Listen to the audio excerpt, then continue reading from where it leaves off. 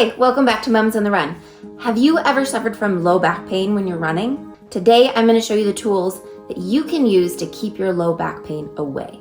Now, there are so many ways to treat low back pain, but the good news is that most of them work really well. If you have acute low back pain, it generally goes away within a couple of weeks anyways, so most treatments work, but I'm going to show you the tools to keep it away. Hi, I'm Emily Bliss, physical therapist, running coach, and mom of 3. Let's get going. So you're gonna grab your mobility ball. I have a small bouncy ball, but it's best if you use like a lacrosse ball that's generally pretty hard. And if you could only pick one exercise to start with when your back is hurting, this is the best thing that you can do. It seems strange, but it actually works. So you're going to grab your ball, find the top of your femur, find the crest of your pelvis, and you're gonna go in between and make a C shape around this bone with your ball up against the wall. Now you can do it on the floor, but most people think that that is a little bit too much pressure. So these are tender muscles, so we gotta be gentle. So you're gonna go around this way, up against the wall. Inside leg is relaxed, outside leg is there for support and bending so that you can move up and down. And I'm leaning myself into the ball, and you'll notice right away where those sore spots are. Often piriformis, glute medius. This can be so helpful if you are pregnant. This can be so helpful if you're an injured runner. This can be so helpful as you're getting back to more intense exercise postpartum. So we're rolling around. Generally, I recommend like 1 to 2 minutes. Definitely start with 1 minute or less when you first start doing this, because it can make your symptoms worse for a couple of days. And once you spend about a minute there, you can flip over to the other side. And you're just gonna do the same thing here. You're rolling around, C shape up against the wall. Just as much pressure as you can tolerate without feeling like you're gonna bruise your muscles.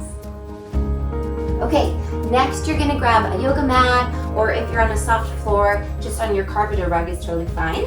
And we're gonna do a core strengthening exercise. These are all pregnancy and postpartum friendly, really any age, any ability, except if you're uncomfortable on your back. So go ahead and start on your back and you're breathing. On your exhale, you're gonna bring both knees up and both arms up. You're gonna let one leg go out and one arm go up over your head. And then you're gonna switch sides. The lower your leg goes, the harder it's gonna be. And you should feel some tension starting to happen through your core. The biggest mistake that I see people make is arching their back up as their leg goes down. And this is probably happening if you feel this exercise in your back when you do it. You should feel this in your abdominals and a little bit in your hip flexors as well. But if you're doing it wrong, if you feel it in your back, then you're probably not doing it right. So if you do feel it in your back, try gently doing a pelvic tilt up against the floor. You can even put your hand on your back and keep contact with your hand as you move your legs. If you keep your legs a little bit higher, it's a little bit easier. So you could even try like this. And then once you get a little bit stronger and feel a little bit better, you can put your legs a little lower, which puts a little bit more strain through those muscles, makes you work a little bit harder. And your goal is to do about 5 or 6 on each side, and then that's a full set and take a rest. And then you'll do 2 to 3 sets. But this is a great place to start, just to get your core going, get your abdominals working, get your legs and arms and core all working together. Good. And then you're just gonna take a couple deep breaths.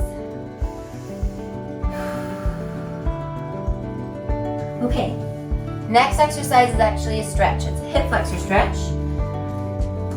So you're gonna put one knee on the floor and one foot in front. You're going to tuck your pelvis under a little bit. I actually already feel a stretch here. And then lean into the stretch this way. Drive your back hip forward. Now you don't wanna just lean forward like this. You really wanna tuck your pelvis first, so that you can maximize your stretch in the front of your leg. And you should feel it here. You might even feel it all the way down to your knee. And we're just gonna hold this and breathe.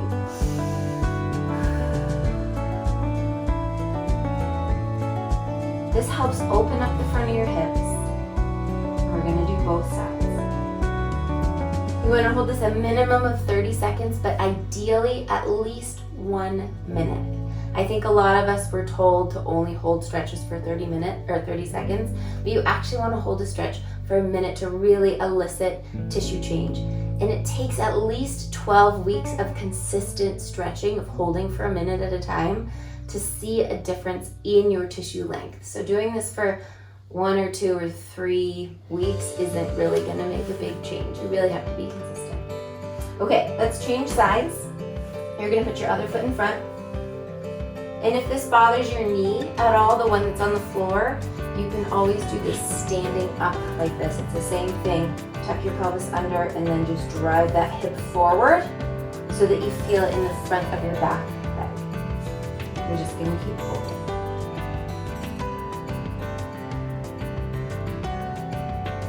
I love like hip opener yoga is really great if you're getting back pain. And can help a lot, even if you just do it like once a week. 15 minutes of hip opener yoga can really change your running. Okay, so 2 more big breaths.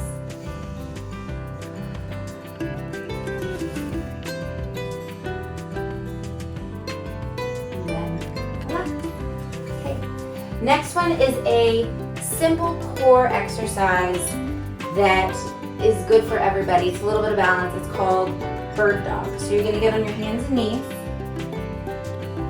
And this challenges your back muscles a little bit, but not too much yet. And on your exhale, you're going to reach forward with one arm and back with one leg, and then come back down. And then you're gonna switch. And your goal is to not wobble all over the place. You're using your core to stay solid. You're pushing in with your arm, you're pushing in with your knee, and then you're gently lowering back down. And we're gonna do 5 on each side. This is a nice, gentle exercise. It's not the hardest exercise in the world, but if you have acute low back pain, this will feel hard and is a great place to start. And of course, there's tons of progressions from here, like adding a band or holding this position. But generally, this is a really safe place to start, okay? The last exercise is a hamstring stretch. Where are all my running dudes at? Because this is the one that tends to be more challenging among my male patients and clients, but females too. So you're gonna stick one leg out. Actually, I'll show you this side first. One heel out, this leg is straight, toes pointed up, sitting up tall, bring your chest towards your knee. And I'm sitting pretty far on the edge of my seat. You should feel a lovely stretch along the back of your leg. You might also feel it all the way down to your heel, and that is great too. I chose a sitting hamstring stretch because most of us have a job or activities where we have to sit for a while. And this one can easily be done if you're sitting at the office or sitting at your computer just answering emails or something. You can sit here and just stretch out that hamstring. Now, depending on where your pain is, you might also feel some tension up and through here, and if it feels like too much, you just back off a little bit. If you want more of that stretch through your glute, you can rotate your toe in a little bit, and that should light up some more stretching all the way down the side of your leg, and that shows a little tightness there through your glute. And again, we're holding this for 1 minute. So let's switch sides, and we're gonna hold the other side for a minute as well. But I'll have people go all the way up to 5 minutes of a hamstring stretch if you're really tight. And that can make a huge difference in low back pain.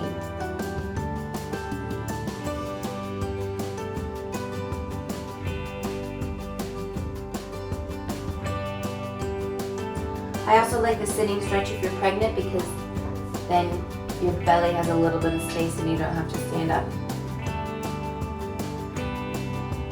I'm going to rotate my toe in and really feel that stretch of the leg. Thank you for stopping by Mums on the Run. See you next time.